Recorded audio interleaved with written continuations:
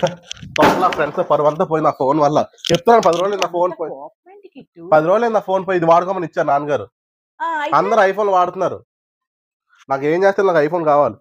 IPhone కొనేలాగా ఉన్నావా మన బాబు? నాకు ఏం చేస్తుంది ఐఫోన్ కావాలి. అలా కాదు నాన్న, నువ్వు ఏం చెప్తావు తెలియదు. నాకు ఐఫోన్ కావాలి. నాన్నగారి వల్ల ఐఫోన్ మనం కొనుక్కునే పరిస్థితిలో మనం లేవు నాన్న. కిడ్నీలు అమ్ముకున్నా మన ఐఫోన్ కొనలేవురా.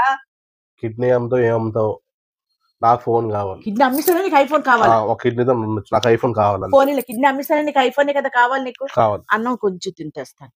నాకు ఫస్ట్ ఐఫోన్ కావాలి. ముందు కొంచెం అన్నం తింటేనే నీకు ఐఫోన్ ఇస్తాను. కొంటాను. కొంచెం అన్నం తెస్తాను. అన్నం తిన్నా వాడు వినడం లేదు. అందుకే కొంచెం అన్నం పెడదాం వాడికి. అందరిలాంటి పెట్టాడు కాదు నా కొడుకు అనుకున్నాను నేను. ఇంత బాధ పెడతాడు మనసు నేను అనుకోలేదు అసలు. ఈ నిద్ర మాత్రం కొద్దిగా చిదిపేసి వేసేస్తే వాడికి నిద్రగా పడుకుని పోతాడు పిల్లడు. నువ్వు కిట్టు నువ్వు అర్థం చేసుకుంటే కళ్యాణ్ గడే నా ముందు ఇలా ఐఫోన్ ఇలా అంటుంటాడు.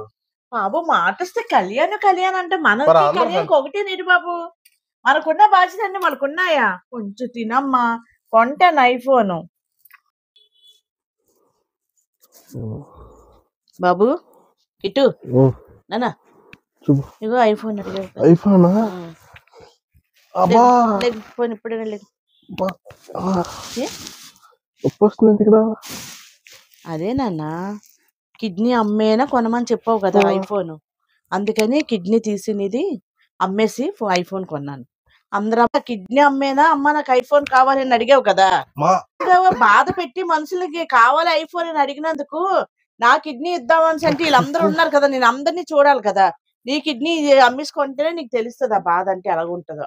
అడిగినందుకు అమ్మ నాన్న ఎంత బాధపడతారని నన్ను ఆలోచించావా నువ్వు? కిడ్నీ అమ్మేనే కావాలని అడిగావు.